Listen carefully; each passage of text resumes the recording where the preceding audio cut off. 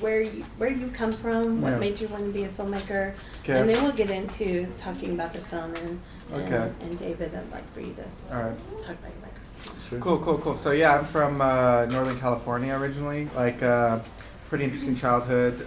Basically, like up on the Oregon border, and I was born in a cabin my dad built, and my family raised like chickens and sheep and rabbits and stuff. And basically, my mom would make like my clothes from the wool of the animals and all that, the whole family or whatever.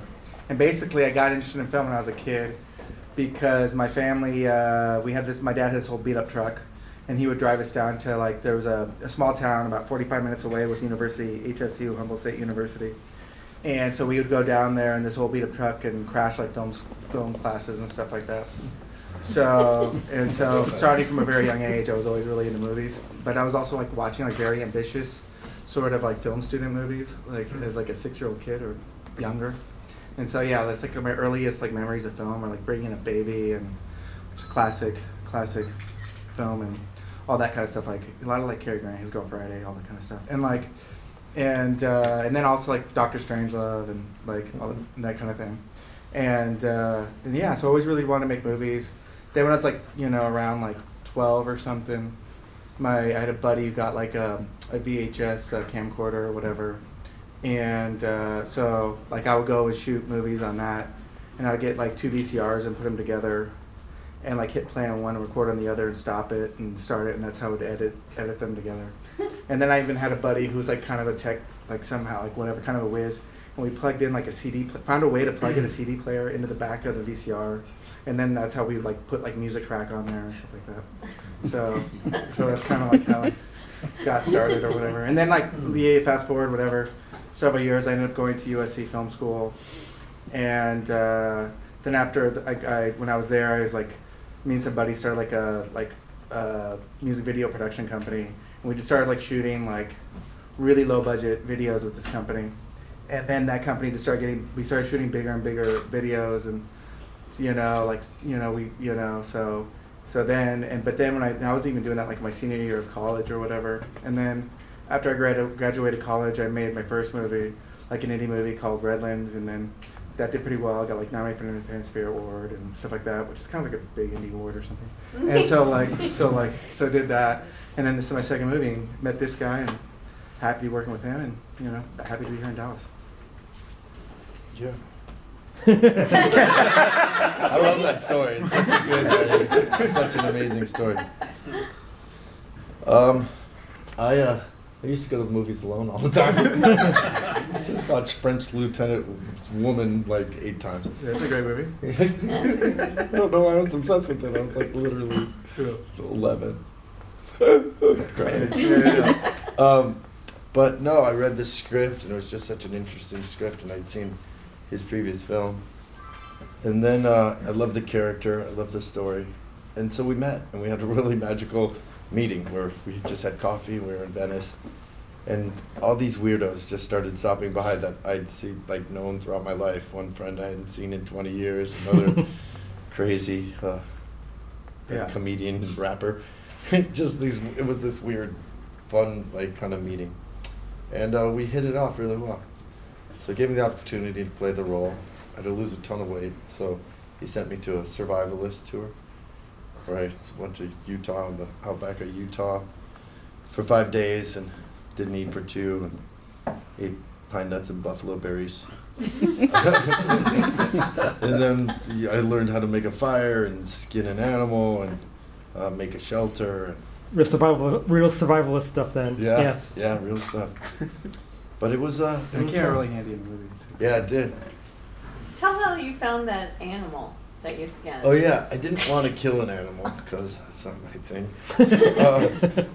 But I knew I had to skin something. We were thinking if we could go back and I could get something from a butcher or something. But we were on our last day, we were walking, we see a bobcat, and the bobcat sees us and drops something and runs off. And there was this little gopher. So I learned how to skin a gopher. And then we had to eat some of it because we didn't want to waste it. Oh. It's very gamey. Gopher's gamey.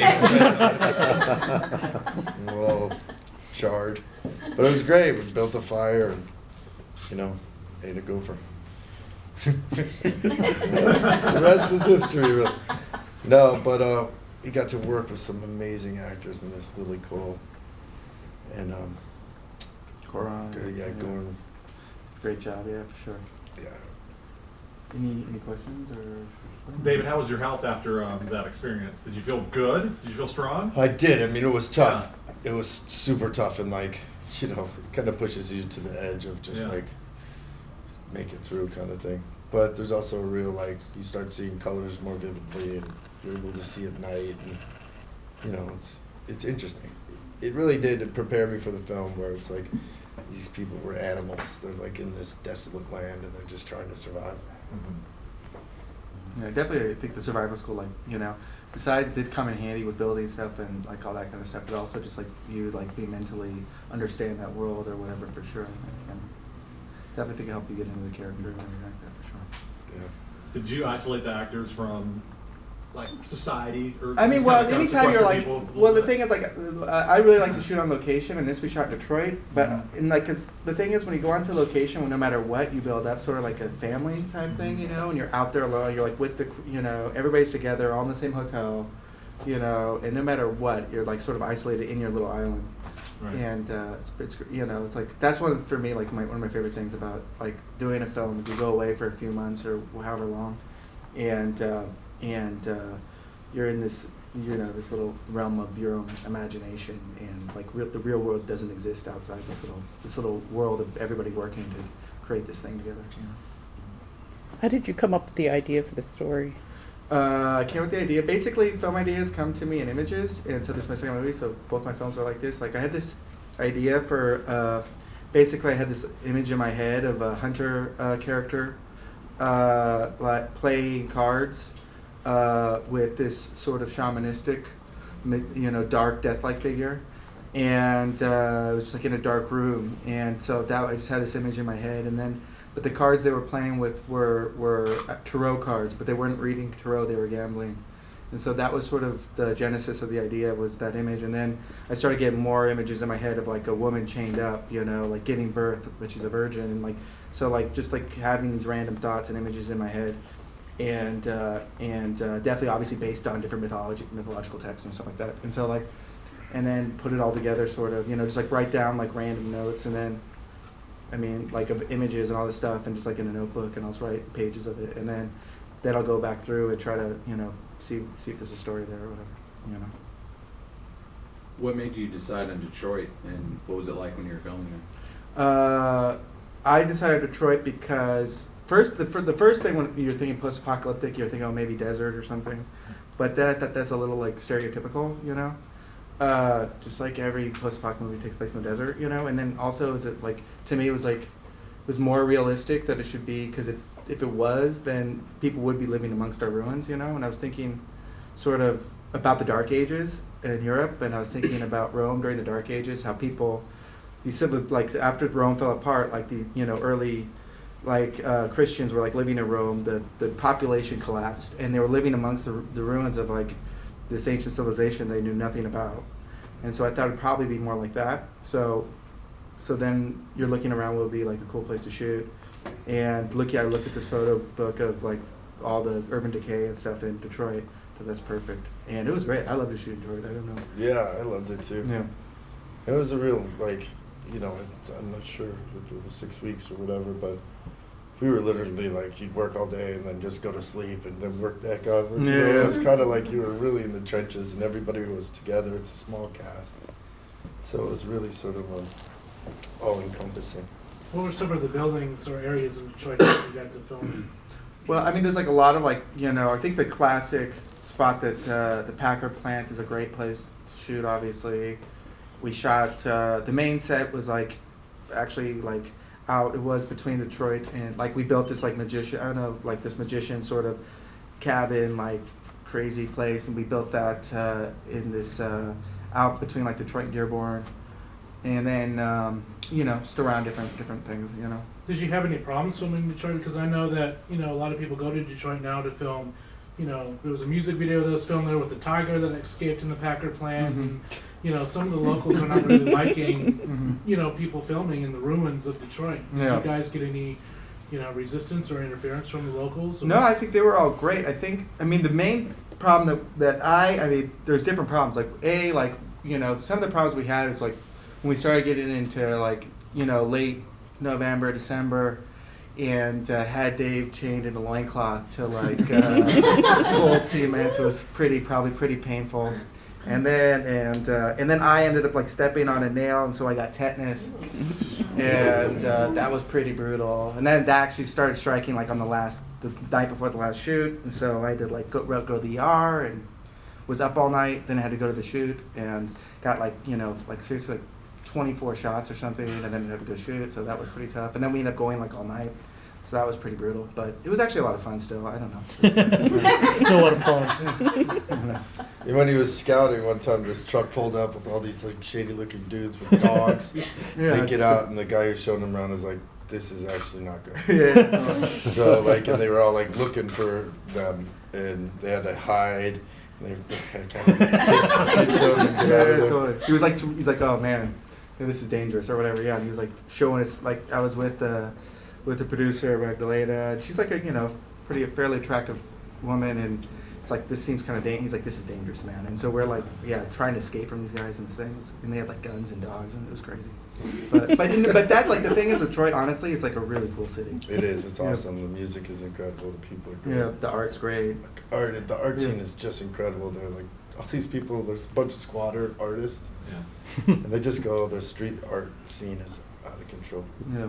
Talk about using the artists. Yeah, so when we were in pre-production, like trying to I had this whole look in my head of like what I want this film to be, and like we're kind of struggling with the with the production designer and stuff, talented people, but I was just like they weren't like sort of getting what I don't know, like it was just like I don't know, I was like kind of just getting nervous like about it, and when it was going around Detroit, and I met some artists, like local artists who live there, and like went over to their house, and like their whole life was like post-apocalyptic. They created like all this great art and like sculptures and stuff, and it was like super rad. I'm like, I want these people, like they get their whole life is like what my movie is. They get it, So I brought them onto the movie, and like when I first like brought them on, obviously like they'd never done a movie. They're just like these like like hardcore artists, who live in like this ramshackle house that's falling apart that they're like building or something. And so like with like chickens running around and all sorts of stuff. And they're like from Brooklyn, probably. Right? No, one was from Oakland originally, I think, and I think they might have been both originally from Oakland, but they had been living in Detroit, but they travel around and like they're sort of itinerant, travel around and do art and stuff. And this chick Monica. Basically, like everyone's like, what do you they don't even have a title. Like it's like I don't care. Like I don't give a shit.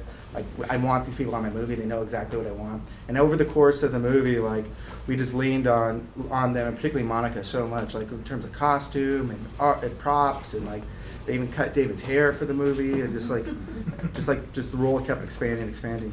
And like that was probably honestly like sort of like politically difficult because people who worked in movies or were on the art crew was like, what the fuck are you bringing? It's like they get it, and they worked their asses off and they did a great job. So a lot of the look, like they did a lot of the stuff in it for sure,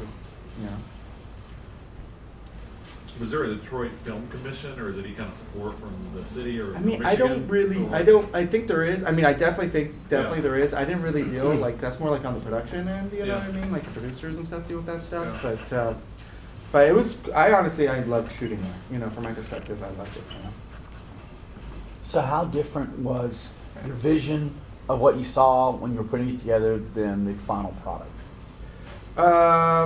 That's such a hard question. I don't even know how to answer that question because like when it's a lot the way it is, but it's different. It's just like how like when I'm like having ideas or like creating something, like I don't like say it has to be like I don't even know how to answer that. Like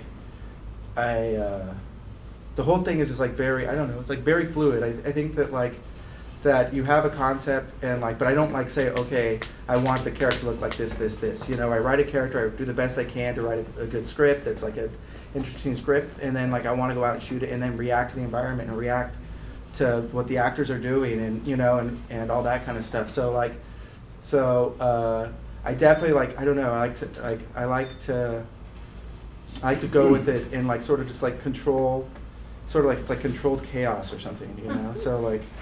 So I don't know how to even. I mean, it's definitely the same. It's the same script or whatever, you know. It's the same movie, but it's like when you look at a script, it's just writing on a page, you know, and then you just go make it and turn it visual and turn it, you know, like turn it sound and vision, you know, that kind of thing. David, really quick.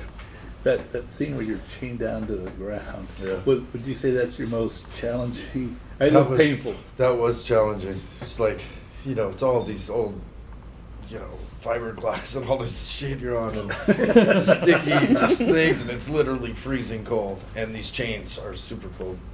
But, you know, we just had to do it. I lost my cool on that one. But it actually added to it where you could scream and totally. get like angry and like freaked out, and it just, when you're in those sort of spaces, it reads in your eyes. And